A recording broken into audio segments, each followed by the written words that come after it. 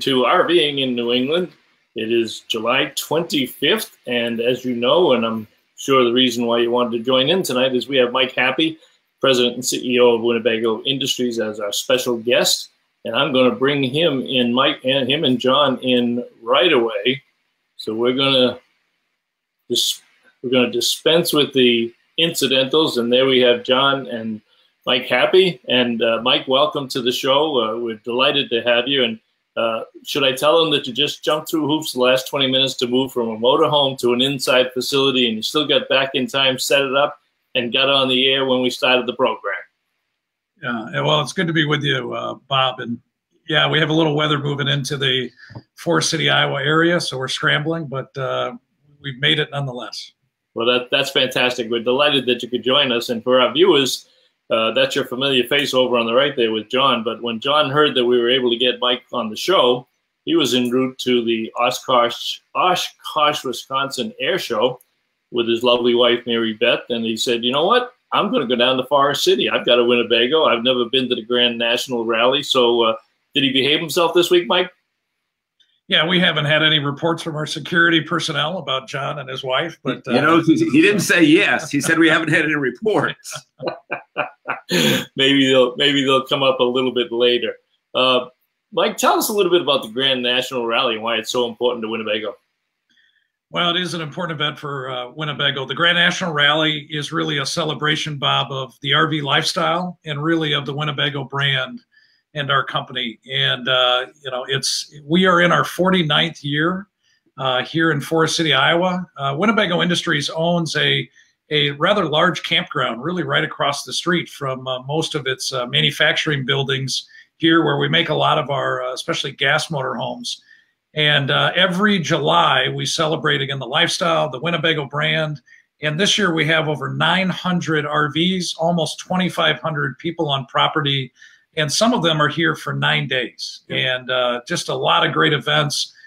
People meet new friends. They advance their relationships with old friends. And it's really just a great celebration of all things Winnebago and the RV community. But Bob, Mike is too modest, because last night we had cocktails with some people that they had 30-year badges on, and they weren't even the ones that had been here the most. We have people that have been here for 40 years, and this is the 49th year of this event. That's right. And it amazes me, the loyalty to the brand. And I kind of come here with a double-edged sword, because I come here as a consumer, the owner of a Winnebago product, but I also come here from a marketing perspective, and to see the loyalty that this company has is really rather amazing. But I want to ask Mike a question, Bob.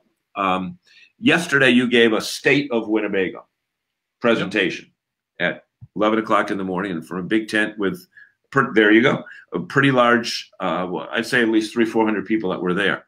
And you began by saying, I'm going to tell you the truth. I'm not going to make things up. I'm not going to sugarcoat it, but this is where we're at. This is where we were, and this is where we want to go. Talk about a little bit of the things that you talked about with your audience yesterday, because I thought they were very important. I know you had several points where you said 4 points here and there. And go ahead. Well, and thank you, John. I mean, we are very proud of our legacy here at Winnebago Industries. We're celebrating our 60th year of existence here in 2018. In February of 2018, we turned 60 years old. Obviously, we're very proud of the legacy. But, you know, our job here now is to carry on with that legacy and build it into something even greater in the future. And so yesterday was an opportunity with the attendees here at the Grand National Rally to tell them a little bit about what's going on with our company and all the changes. And we're really, you know, trying to, you know, make this a stronger, independent, successful company, one that can be around for many years into the future. But we're also changing the complexion of the company as well. We're absolutely trying to get stronger in the RV industry. And I think we've made good progress in the last couple of years to that end, especially with the growth of our towables businesses, the Winnebago branded towables, and certainly the acquisition of Grand Design. But we're also on our way to being what we hope is a premier outdoor lifestyle company. And the acquisition of Chris Craft America's leading boat builder for the last 140 years. We acquired that brand and that business in early June of this summer. And that's really our first step into some diversification of the portfolio. So we're excited about everything going on here. We're still very much trying to be one of the best manufacturers of RVs in this industry. And we come to work every day with our team to try to achieve that goal. But we also want to grow. We want to grow profitably. We want to become more important to not only the RV community, but really anybody that is looking to share great experiences with family and friends in the outdoors. That's fantastic, Mike. And we have some viewers, we have some regulars that jump on every week, but we have hellos to you and John from Mark and Don Polk at RV Education 101. I'm sure you're familiar with them. They're probably one of the premier training companies for consumers and also a member of NERVDA. So they're on the line tonight and they say hello. I would like to pick up on something that John told me about the other day. You have a parade out there, and the Grand Marshal, if I get this right, you had 2 Grand Marshals who have been employed by Winnebago for 50 years. But there was another 100 or 110 employees that have been with Winnebago for 40 years. And that just speaks volume about how the company treats people, but also the legacy and the honor that they have of working for Winnebago, and that it shows up in every product. So speak to that a little bit about the culture of Winnebago. Yeah, the culture of Winnebago is a good one, and certainly especially here in North Iowa, where our roots began 60 years ago. We have more than 2,700 employees here in North Iowa, and not only them, but everybody else around our different campuses in North America. They legitimately come to work every day trying to create the best product they can so that our customers ultimately have the best experience they can. But yeah, we have many employees that have been with us for 3, 4, and now 5 decades. And these folks are very, very prideful of what we built over the years, and they take great care in the jobs that they have and the work that they do. And certainly it'll be a challenge as some of that knowledge walks out the building, in the future, to try to transfer that to some of the younger generations of teammates that we have here. But you know what? It is a great sign of a really good culture when people make the decision that it's not a job, it's really a way of life, it's their career. And, we have a saying here at Winnebago that, we want to care greatly for our employees so that our employees care greatly for our customers. And, we think that dedication and that service is certainly a sign that they're still committed to who we are and where we're going. Hey, Bob, I want to stop here because Mike said something that I saw exemplified on Monday morning when I took the factory tour at 9 o'clock. He said teammates. He didn't say employees. And the thing that I noticed when we were walking through, again, we had our orange vests on, so they all knew we were tourists, and we had our glasses and our earplugs, etc. But everybody seemed to kind of like know what the other one was doing, almost like, like great basketball players can pass to the other person without them even knowing that the ball is coming. And we saw people with desks. We saw, like, I'll use what's the Stitchcraft, where the people that were doing work that we would call menial work, they all had pictures of their kids and grandkids up, and they were smiling. They're talking to each other across the way. They're working at these sewing machines, and then there's a conveyor belt in the middle, and then there's somebody else picking stuff off the conveyor belt, and then the guys that were making the cushions upstairs, for the back of the couches and the dinettes, where they suck the air out of the rubber, and then they put the fabric around it, or leather, depending upon what it was. But it was really interesting to see people working together. And again, I was looking at it both from a marketer's perspective, looking at what's going on here, because working in this industry, when you're in the factory, it's not easy work. It's dangerous work because of the equipment that's around you. But they all smiled. And when we walked by, the groups of us coming in off the bus, they stopped, paused. They didn't have a look on their face like these people are here interrupting what I'm doing. I think they fully realized that we are the reason that they have a job and respected us as tourists, if you will. That's a great comment, John, because it's one of the biggest mistakes that manufacturing companies in the country make when they do factory tours and they show people the inside. You really get a sense for the people and the product. I mean, we know this. You know this too. We've been through some factories in this industry that you would walk out of and say, I'm never going to buy a product. That's not to boost my ego, but the fact of the matter is there are great products, there are good products, and there are some that are not so good. And it shows up in the people. It really shows up in the people on the floor. I got a funny question here for Mike. Jerry Plant's one of our regulars. He works at Major's RV and down in Bourne in Cape Cod, Mike, which is a big service center. They're a member of NERVDA, but they just do service and parts and accessory. So Mike's got a little whimsical view there, and he wants to know if every Class A motorhome is called a Winnebago. Well, for the most part, you know, it is generic, so you have to fight that battle about having that become a generic term. But yeah, it's been out there for years. Everybody, you know, people that don't know our industry, that don't know the products, when they see a motorhome go down the street, they say, there goes a Winnebago, right, Mike? Yeah, let me tell you a funny story. I had the opportunity in my first year of working here at Winnebago of going out to Capitol Hill as part of our VIA's, Day on the Hill, Advocacy Day. And I had the opportunity to be with several members of the leadership team at RVIA, but several other leaders of Winnebago's competitors in the industry, you know, good guys that, you know, work at some of the other companies. And we were standing outside of a senator's office waiting for our appointment to go in and spend some time with the senator from this state and obviously talk about the needs and priority of the industry. And as the time came for, you know, us to have the appointment, the senator's leading staff member stepped out of the office, looked at the group of about 8 or 9 people and said, "Are you here for the Winnebago meeting?"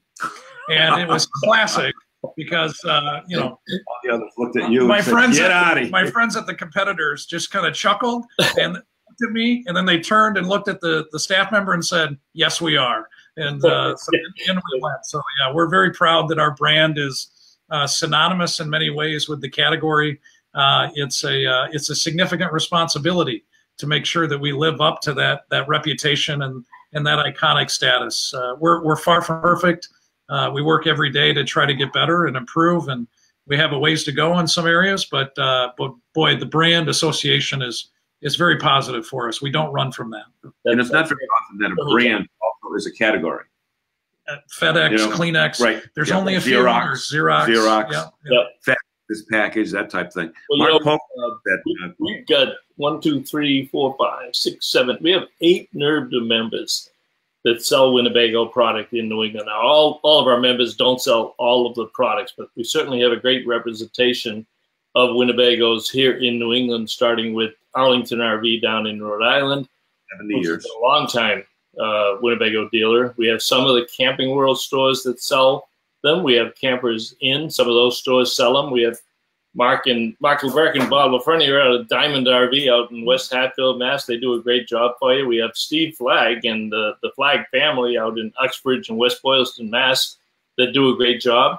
And up in the North Country, we've got Vermont Country Campers, which just opened a new dealership in New Hampshire Country Campers, and that's a family-run operation. In fact, we had Logan Gregoire as our guest last week, and then one of the newest dealers has only been on about 2 years, and I was able to hook him up with Dwayne early on, and is Lee's Family Trailer Sales in Windham, Maine. They kind of took a dealership that was just, it was a lifestyle company. They did a great job for 30 or 40 years and really turned it around, brought in Grand Design, brought in Winnebago, and Dan Craffey up there has done a great job. But the one I saved for last is Longview RV. And I suspect somewhere along the way you've had a chance to meet Fran and Shirley Roberts. Now, we call them the matriarch and the patriarch of NERVDA and of the New England RV community. They started, Mike, in 1959 on the Mohawk Trail in Massachusetts. Now, if you've ever been on the Mohawk Trail, it's up in the mountains. And his folks had a souvenir stand up there in this big tower where you could see 4 or 5 New England states. That's why you get the long view. But did you realize that back in 1959 and 1960, Fran Roberts was selling 55 Brave of the model Brave motorhome in the middle of absolutely nowhere in Massachusetts on the side of a mountain. And they've hooked back up with Winnebago the last couple of years. And his son Frank now runs the dealership. But Fran and Shirley are just the greatest people in the world. And they're there every day that they can be there. And so we've got a great representation here of dealers for NERVDA. Yeah, and you guys both know this, but as an OEM, we certainly have a job to do, and that is to make the very best product we can and provide great aftermarket, support to the dealers. But our dealers, Bob and John, they're really Winnebago 365 days a year for our customers, and in many ways we're only as good as the dealers we're aligned with, and we've been trying recently certainly to increase the quality of the partnership between us and the dealers that carry our various brands, because if we can better serve them, if we can make sure that they're profitable, that they have the tools, the parts, the resources to take care of our mutual customers, we're better off for it. Certainly a great product can sometimes sell the first RV to somebody, but that dealer experience is often very critical in selling the second, third, fourth, and fifth RV to somebody. Yeah, absolutely. And, well, you bring up a good point. And Walter Swenson, who's a regular, and he will become the 2019 state director for Good Sam. And he has a question for you. Can you guys read the questions over there? We can. Okay.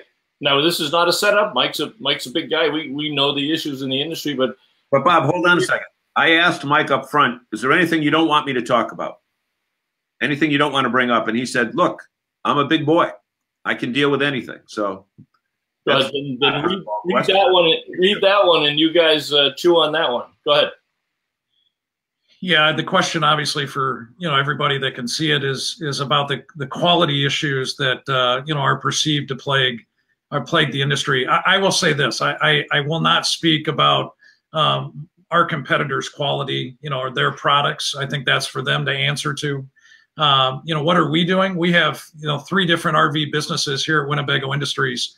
Our Winnebago motorhome business, which is here in Forest City, our Winnebago branded towables business in Middlebury, and then the Grand Design RV business in Middlebury as well. And each of those businesses, have different processes, some similar processes in trying to build the very best RV it can. And really, building a high quality RV, very candidly, is a recipe with a lot of different ingredients. It starts with a great design.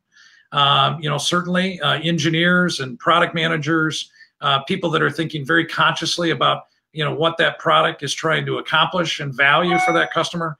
But is it a high quality design? You certainly have to partner with your suppliers, both third party suppliers, but at Winnebago, especially in our motorhome business, we're a little bit more vertically integrated than the rest of the industry. I feel that's one of the areas that helps us have a little bit better quality, hopefully over time. So you have to have processes with your suppliers to make sure that their components, that their designs, that the way they test products are absolutely of a high nature as well. We do a lot of testing, here at Winnebago. And especially in the motorhome business. And we still have, cycle tests that say, listen, we're going to run those windshield wipers a certain amount of times so that over the life of that product, we know those windshield wipers are going to work in a rainstorm. We like to build quality in at the beginning of the process and during the process. If you're catching the defects at the end of the process, or worst case, you're asking your dealers or your end customers to catch them, then at that point you start to chase things.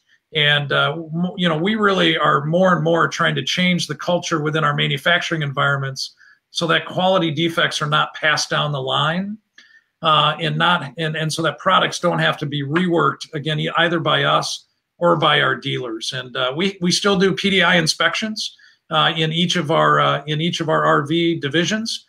Grand Design is infamous as an example for, I think almost a 280 point PDI inspection before it goes to every dealer.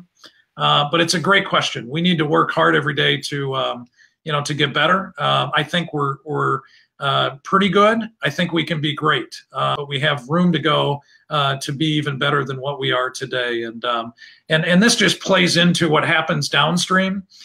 with the industry's service capacity challenges, some of the challenges around getting dealers and customers parts on time, having high quality technicians trained in the industry. If the OEMs can improve quality out of the box, essentially, using that sort of cliche, it makes the rest of the process so much easier for our dealers and our end customers. So probably not as an efficient answer to Walter's question as he was looking, but please know that it's a high priority at our company as hopefully a point of differentiation for our. I think you covered a lot of the areas, and I do think that the industry as a whole is really paying attention to this now. And it's not that they didn't want to. I mean, coming out of the recession, let's face it, the post-recession sales caught everybody off guard. Over 500,000 last year. We're looking at 537,000 this year. Put a tremendous burden on you as manufacturers to get these products out. The dealers were selling. The consumers wanted them. And they were selling because the consumers wanted them. So the dealers wanted to have the stock. That led to issues of getting them delivered, getting enough technicians in there. So I think we as an industry, and I serve on a couple of the task forces, are addressing it. Would I have liked to have seen it addressed 5 years ago? Sure, but this is where we are today, and the industry is addressing it. And I think you're right. The better they are out of the factory, the less burden on the dealers themselves. And John, you've been out there and you posted a lot of great videos this week with their customers and their suppliers. What are your impressions of the Grand National Rally and what you found out there? Well, let me tell you one thing that I noticed again during the tour. And Mike used the term before, and I don't know if people catch what it meant, but when he said vertically integrated, and I think what you meant, Mike, was that they make a lot of the components for Winnebago products right here, as far as including the plastics, including the holding tanks, including the shower stalls, including the curtains, the valances, the cushions for the for the couches and the chairs, et cetera, et cetera.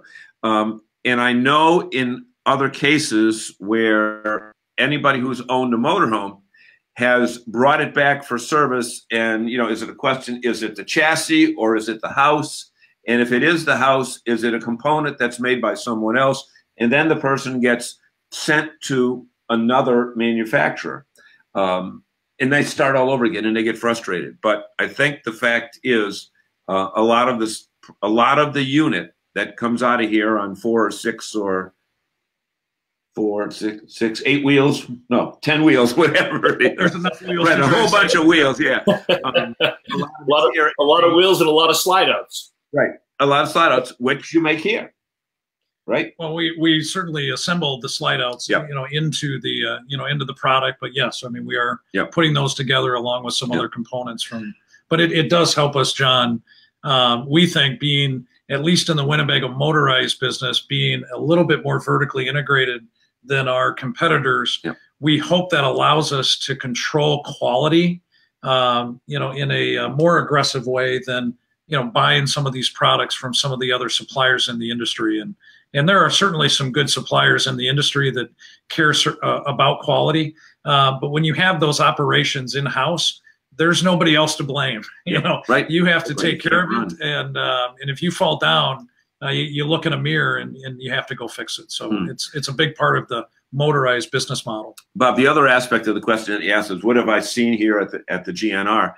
The thing I've seen, and I find it absolutely amazing, is the number of people that you talk to. And RVers are kind of a group that they all like to talk about their own unit, but they also like to tell you that this is my 6th Winnebago, or this is my 6th unit, or this is my 8th, or I went to another brand and then I came back. And look, this is absolute true story. The people who pulled in next to us have a 2019 View, okay?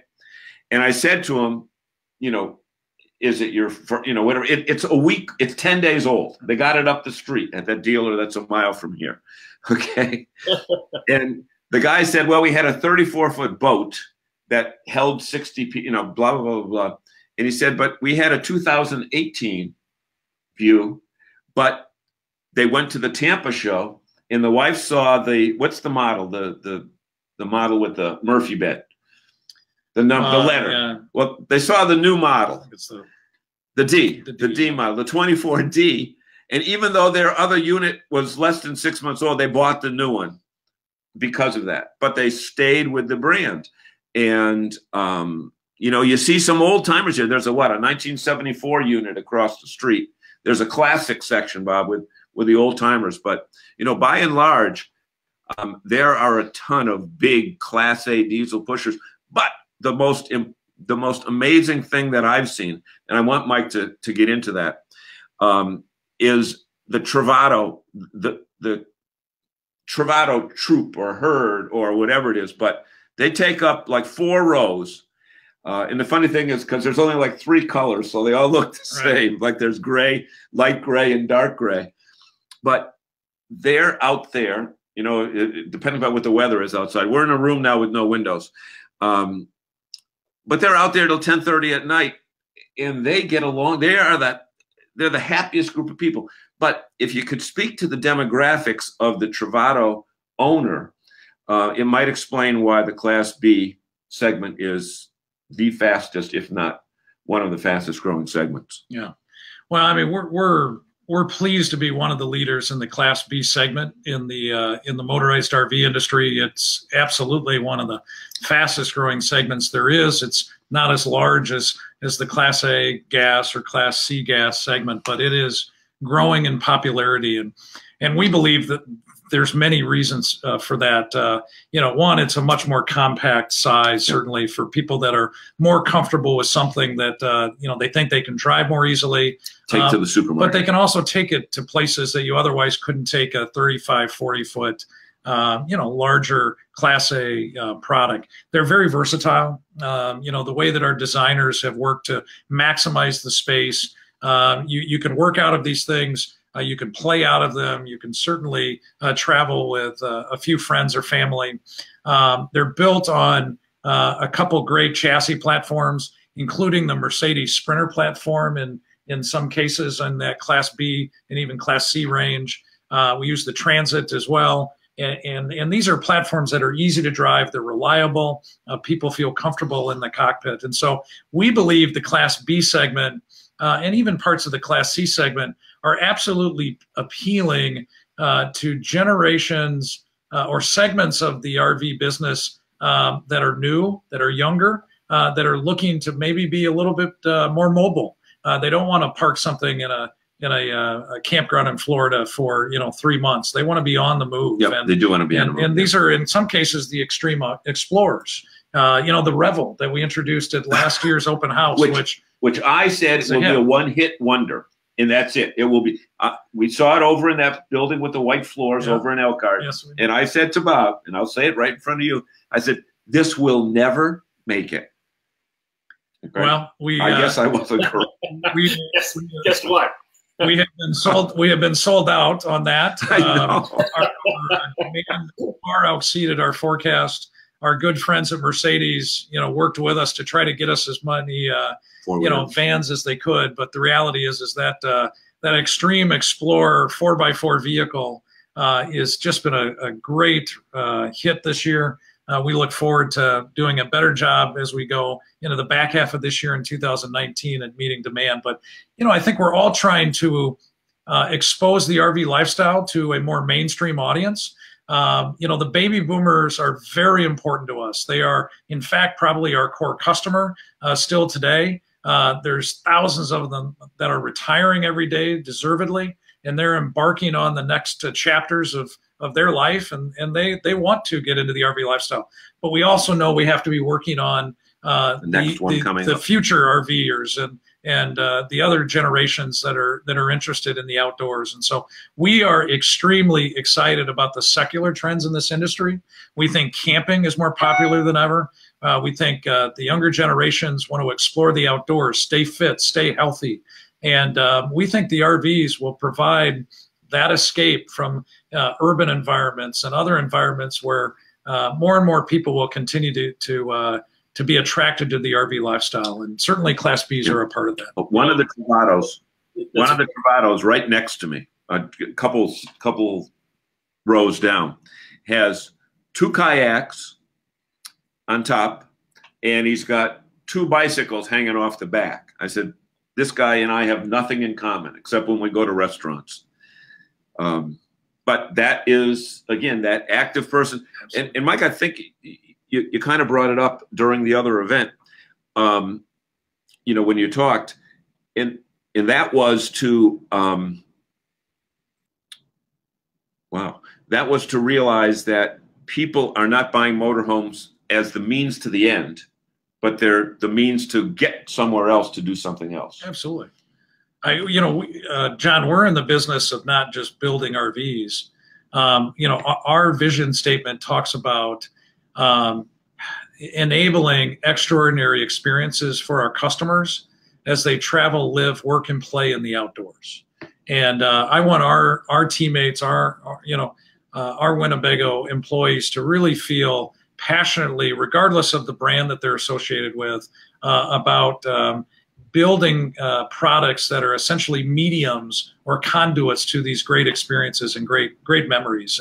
And what we love about the RV industry is you know, you can spend it 99% of the time with family and friends and enjoy the lifestyle. And that's what also attracted us here recently to the marine industry. It's very similar.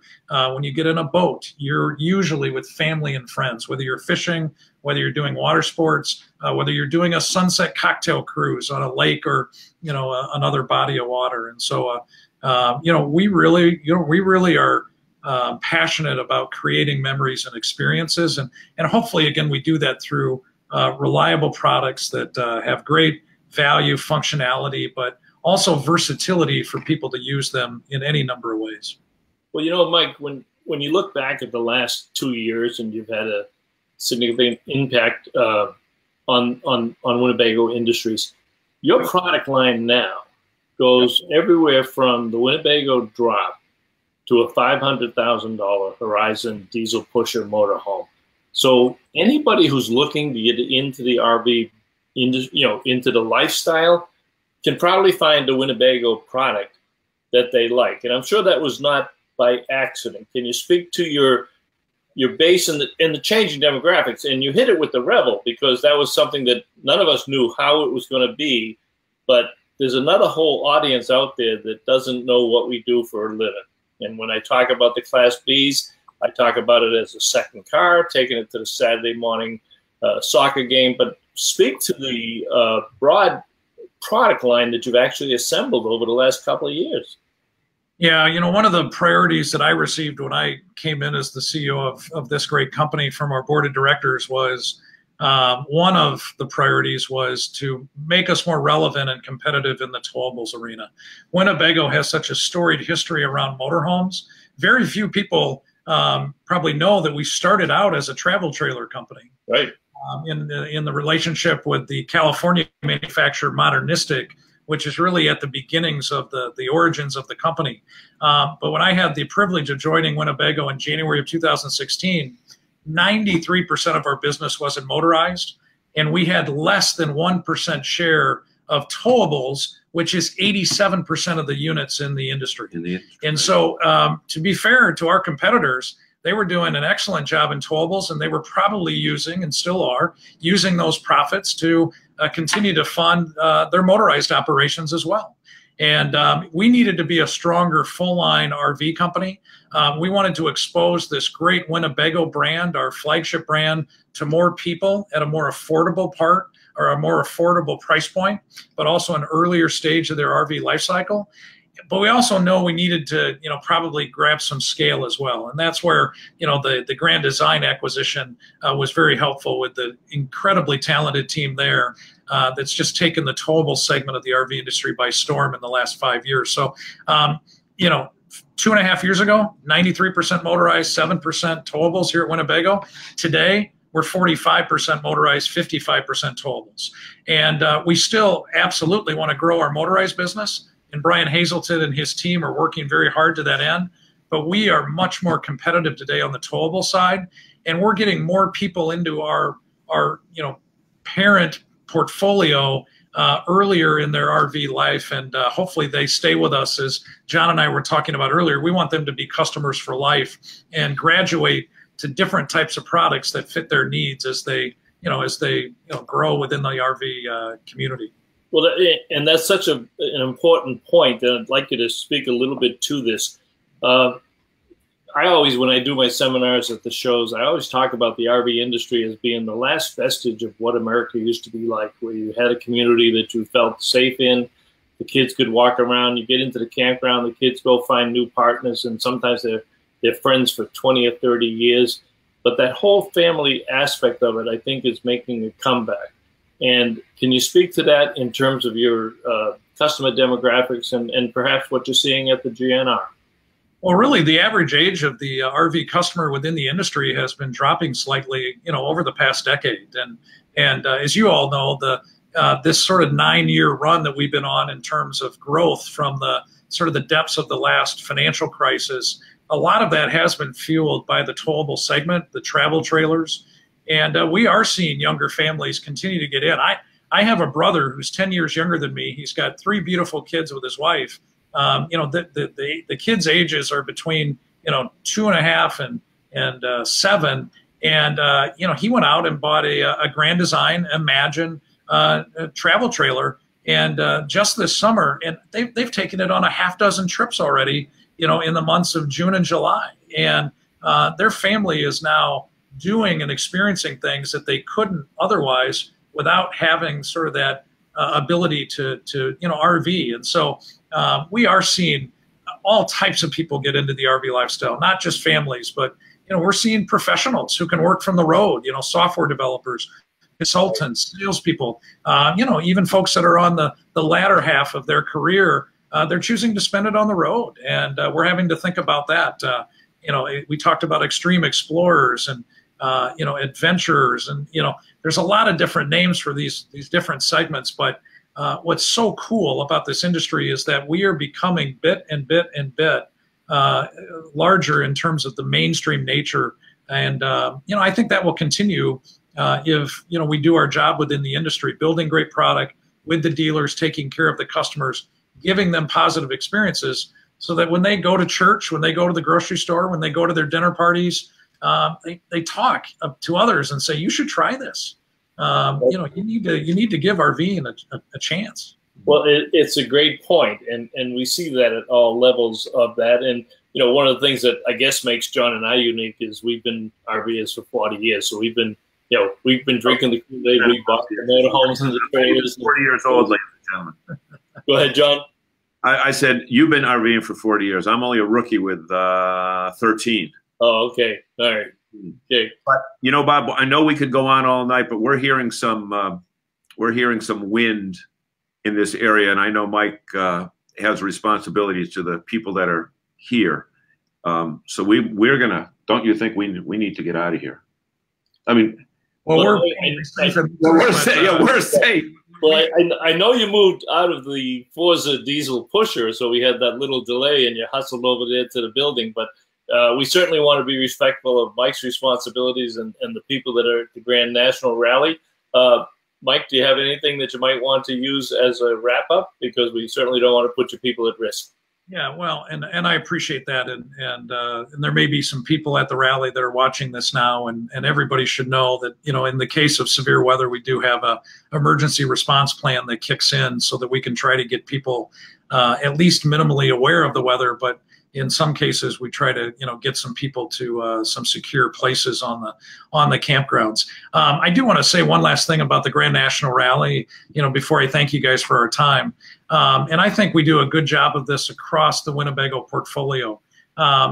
Here in Forest City this week, we have many employees and teammates engaged in the rally, and not just working it, but we have people, including myself, that are staying on the grounds, right? Experiencing the RV lifestyle, right next to our customers, participating in many of the same activities.